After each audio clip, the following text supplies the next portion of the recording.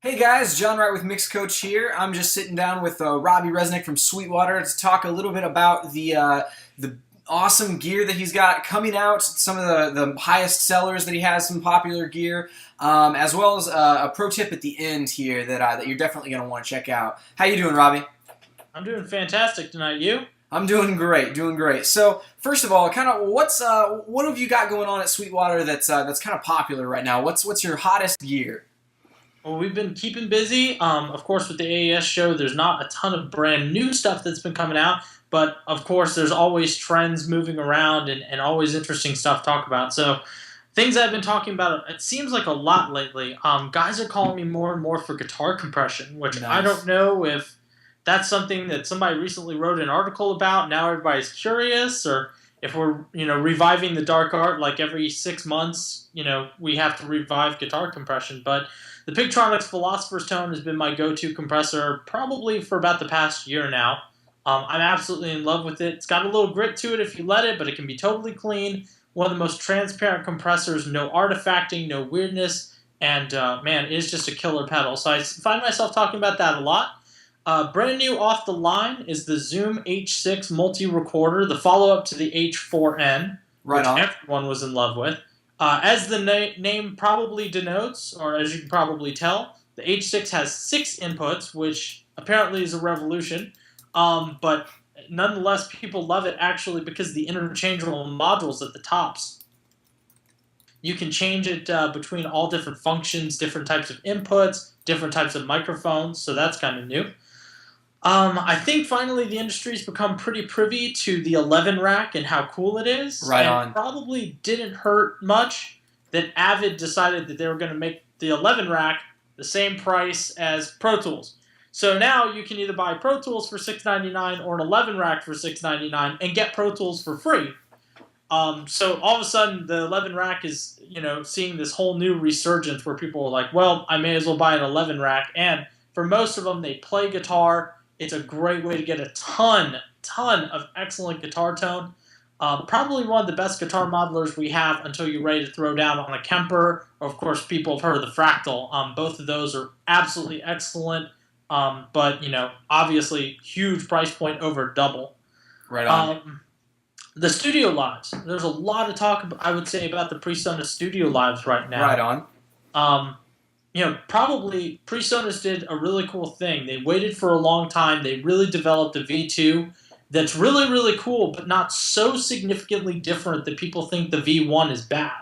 So we have this overlap where V1 and V2 currently exist in the same ecosystem, which is pretty rare. Typically, you find somebody announces a new product, they discontinue this one, it's gone, now you have this. Right on. PreSonus said, no, we're going to keep a few left in the channel and move them around. So the price of the V1s plummeted. But, I mean, guys are picking them up, looking at it as a 16-channel interface for their DAW, buying another one for alternate live rigs or bigger shows and daisy-chaining them together.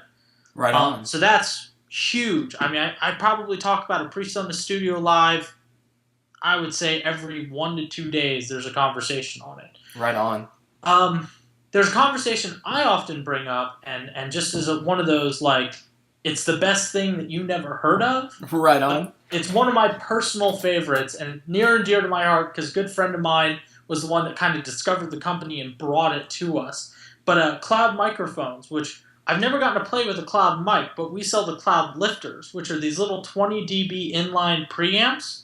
So they give you 20 dB of gain off your phantom power, and they're excellent to put in front of things like large diaphragm dynamics, like an SM7B, RE20 on your kick.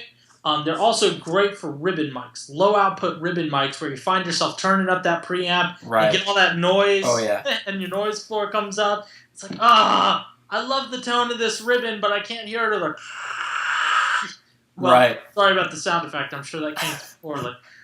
It sounded pretty accurate to what it would really sound like too. So. Oh, good. I'm glad. I totally planned that.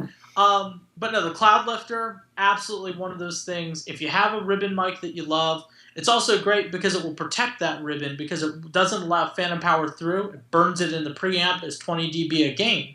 So if you have a ribbon you love that can't get phantom power and you don't want to blow it up, that's a really great way to stop it and get the added benefit of 20 dB ahead of things. Right on. And finally, the thing I probably talk about not only the most to studio engineers and singer-songwriter musicians in their studios, and we talk about it like not only because it's one of my favorite products and something I've owned for years, but it's also one of the hardest to understand how to set up, and no matter how many videos you watch on it, it always leaves you confused and scared, which it shouldn't because it's actually really easy, and that's a Dangerous Music D-Box. Right on. I've been mixing with the D-Box personally, I think about past 2 years now. I discovered it actually longer than that now that I think about it. 2.5, 3 years it would have to be. Right when we took on Dangerous Music at Sweetwater, literally I checked it out of our library, our lending library, brought it home, played with it for a night, and then got an email that said, hey, you need to return this. The guys from Dangerous are coming tomorrow. And I just walked in the door and literally brought it back and gave them a check for mine and brought mine home. Nice. So that to me is a must-have. It's a centerpiece for any small recording studio, and a large one, really. You get 8 channels of summing, an excellent monitor section, 2 channels of really, really, really nice, I mean, better, in my opinion, than an Apogee Mini DAC D-to-A.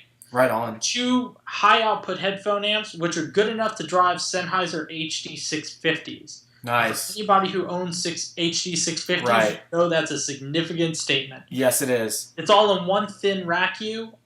Really easy to work with. Again, call myself or another sales engineer if you want help cabling it, but don't be afraid of it. Once you do a couple of mixes with it, especially the summing side, will make you so much faster. I can burn through a mix in probably 2/3 of the time, and I feel like I get a better result. So I love that box. And I probably, anybody who calls me for a monitor section or is like, hey, or even calls me for a better 2-channel DAC at, I think it's $1,300 or $1,400. I'm sorry, I'm not looking at it right now. Like, that's one of those, okay, if you're even thinking about one of these improvements, it makes sense to go do all of these improvements. And not a person I've ever sent one to has ever said, man, these are terrible. I hate this thing. No one says they hate a D-Box. Everyone loves the D-Box. Right on. So Right on. Okay, so as far as that goes, is there anything that's like super new and exciting that you guys have that's like brand new that's just come out? there's a couple of things. As I mentioned before, the AES show is coming up next week. Right. And you can buy Sweetwater.com. We always have an AES release and rundown. So Thursday night, October 17th, you'll start to see that info populate on our website. So things have been a little quiet because ahead of AES and ahead of NAMM, people don't announce much because, it's better to wait for the trade show to come up and blow it up big. But 2 companies, well, actually I should say off the top of my head, 3 companies kind of let the cat out of the bag a little early and I guess tried to beat the rush. So probably the 2 companies that most affect, people near and dear to your heart and my heart, recording engineers, would be Yamaha and JBL, who within the past few weeks both put out their new lines of monitors. Nice. The new SR series in the lower series, and then the new Yamaha HSs, which are the 5, 6s, and 8s. Right on. I've had the pleasure of sitting in front of all of these. We actually did comparative shootouts. Cool. I'm positive each of those 2 assorted manufacturers would really like me to tell you that their speaker is significantly better. And for certain applications, each one, of course, is going to be applicable. So we won't get into who did better, who did worse, because both of them were really good. Absolutely. What I will say is if you've heard a previous revision of the LSRs or you've heard a previous revision of the HSs and you ever wrote them off as bad monitors, now's the time for you to go back and take a look at that and see the new ones, because it is ridiculous you can get for $300 now. And I got to hand it to Yamaha, who I think did something really cool. They worked really, really hard on the waveguide and the tweeter, because a lot of people were complaining on the old series, the 50s and the 80s, that when you went between the 2 speakers, they sounded drastically different, especially in like the upper mid-range where the crossover point occurred. And I would totally agree. What they did with this new series is they worked really hard to make all of that as consistent as they could. So really the only change in the output is what the physical woofer is doing. The tweeter's the same, the waveguide's the same, They designed the boxes so that, everything, all other variables are pretty well the same. They also took off a lot of the features on the back that a lot of people were misusing, like room mode correction, which, as a side note, if you don't know what those features do on the back of your monitors, it's best to kind of leave them alone because you can really mess yourself up. And so many people I talk to every day, they get a set of monitors and they're like, they just don't sound as good as we want. And then they come back to Sweetwater and we look at the back and they had the room mode correction. Drastic, like you would never realistically do this unless you were mixing in a 12 by 12 room made of cinder block. And that's hilarious. So that's one of those things, it's just a side tip. If you get a new set of monitors and you're not confident about how to set them up, get another set of ears involved. It's cheap. Typically it'll cost you beer and pizza. And guys typically want to hear a bunch of monitors when they can, so go visit your friend. Yeah. The other one I'm super excited about, and I don't know why it took them so long to build them, but they're finally here, the new Moog Minifogers. If you haven't seen these, they are genuine Moog Fogers built in Asheville, North Carolina, so American-made, American-assembled, which is unreal for the price point that they're at. All of them, I believe, are under $200. Right on. For that, you can get, a real Bucket Brigade delay. You can finally get a sweeping filter. And one has an expression pedal input. And when you use the expression pedal input, whatever feature that controls, the expression pedal can take it further than what's written and capable on the face. Wow. So, since if you're using their boost pedal, once you turn the boost all the way up, if you press your toe down on an expression pedal, you will get more boost out of it just by nature of the CV or the control that they're using. Nice. But, most importantly, they're Moog. They sound awesome. Yeah. I talk to guys every day, guitarists and engineers that wish that they could have those kind of effects cheaply. And if you took something like a batch of Minifogers, there's hundreds of ways. The one that comes to my mind is the Pigtronics Keymaster that you can convert, these high impedance signals to low impedance and back again and actually do it right. Guys who are producing electronic music will love these pedals because you can easily string them in with a synth, get great effects, real analog effects, throw it in, take your virtual synths, all your Native Instrument stuff, all your Arturia stuff, run it through these analog processors and really fatten it up before you drop it to your converters. You'll be blown away at the difference it makes. And again, they're cheap, super, super cheap for what they are. Right on. So yeah, I'm really, really excited to see those hit market. I believe most of them are either in stock or about to be in stock. The one that I think they said was going to take a little time was the delay. Gotcha. And that's just because, in this world, no matter how hard you try, there's not enough Bucket Brigade chips to go around. Right on. So as far as that goes, does that touch on kind of the coming soon? Is there anything coming up in the next couple of weeks? Obviously AES is next week. Is there anything you can talk about as far as AES goes? There's a whole lot of stuff I'd love to talk about, but there are some things that have already been announced that we know are coming down the pipe, that pre-orders have even begun with. Right on. But that are right around the corner that I think a lot of people are excited about.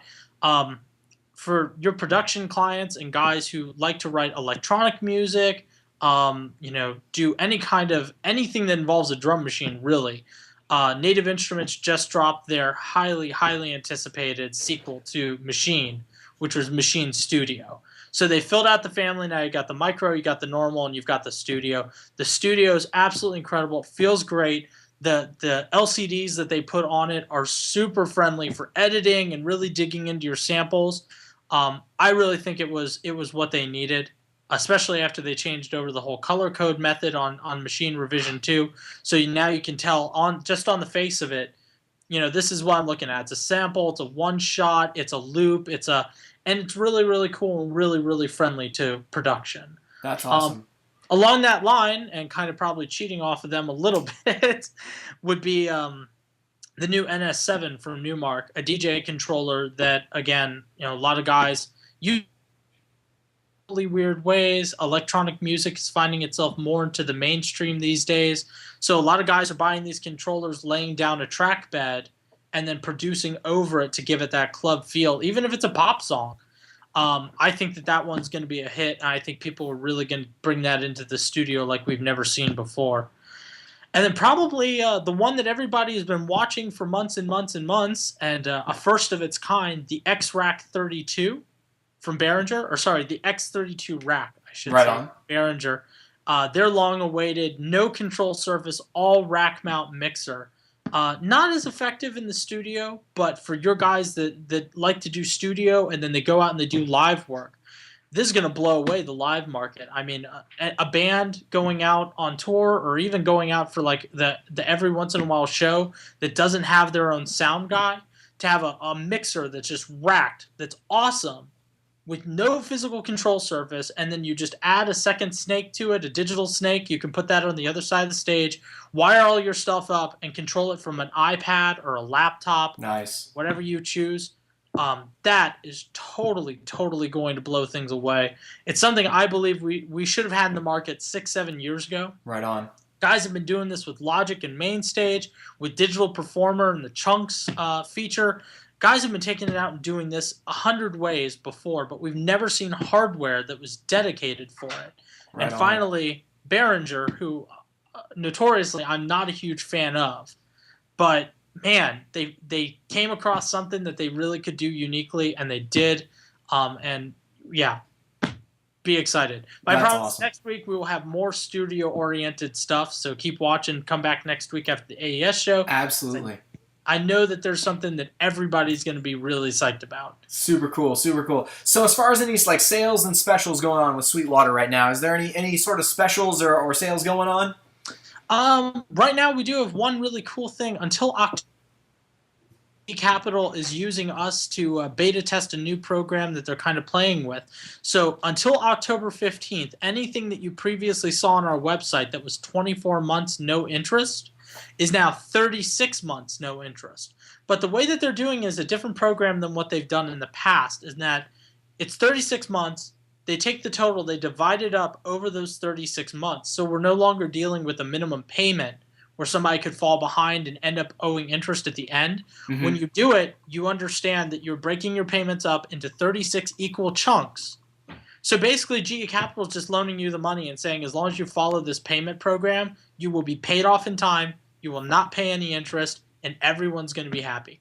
How they plan to make money with this, I'm not entirely sure, but I do know that it's going to benefit the consumer in the end, so that's not my problem. I'm a customer advocate. I don't care what GE does. Right on, man. Right on. All right, so the last thing I wanted to wrap up with was kind of a pro tip. You were telling me earlier that you were talking to somebody about an awesome tip that everybody needs to hear and everybody needs to take in mind. Yeah, this has come up a lot in conversation with me lately. You know, it seems like music is going all different places, and it's ending up in 101 different destinations. And it's really, really hard to always anticipate what those destinations are going to be. But if you're doing a mix and you know it's going to end up at a certain destination, let's say radio, television, you plan on offering it maybe just on your website as a download to MP3, which obviously ends up on every iPod that you will ever come in contact with. You should be mixing for these destinations. Sonox put out a really cool plugin that allows you to audition different codecs, and it looks like you've probably seen this thing before. Yeah. It's killer, and it really does help, especially when you're mixing for MP3 or Apple Lossless if you're going to throw it up on iTunes. And you'd be surprised at how many little tweaks you'll end up doing to each mix just to accommodate your MP3 version, make it sound as good as your, Apple Lossless, as good as your... With that in mind, a simple tip that anybody can do, in mixing with that destination in mind, if you're mixing it for the radio, go out and buy yourself an FM transmitter, plug it into like your laptop, and broadcast it to your radio and listen to it. It'll give you some idea of what's about to happen, right? Even though, of course, the compression on those isn't nearly as bad as your local radio station. Apple earbuds. Everybody should have a set of Apple earbuds hanging off the side of their console waiting for them. Now, I'm sure you check your mix on them all the time, and you'd be amazed like how bad your mix can sound when you thought it sounded great on those. Likewise, Beats headphones. I'm not a huge fan personally, but let's face it, I think the statistic right now seems to be at least 1 in 10. I'd argue it's 1 in 6 or 1 in 7 below the age of 25. But that is what it is. You should, if you can get a set of Beats, even if they're not the expensive Beats, put them by your console, because eventually someone is going to phones with as popular as they are. You need to be ready for it because you don't want your mix to fall apart there. Look for things that people spend a lot of time listening to your material on and try to accommodate those. If you're an audiophile guy, you're releasing this at 96K, 24-bit, on a Blu-ray or whatever as an accompaniment. Obviously, you want to listen to it on a hi-fi system. Nobody's going to take that to Beats. And I apologize that my phone just started ringing. If you can give me 1 second, I'm going to tell it to shut up. Okay, cool. Sorry about that. No worries, man. Other top tip, if you're doing an interview, put your cell phone on silent.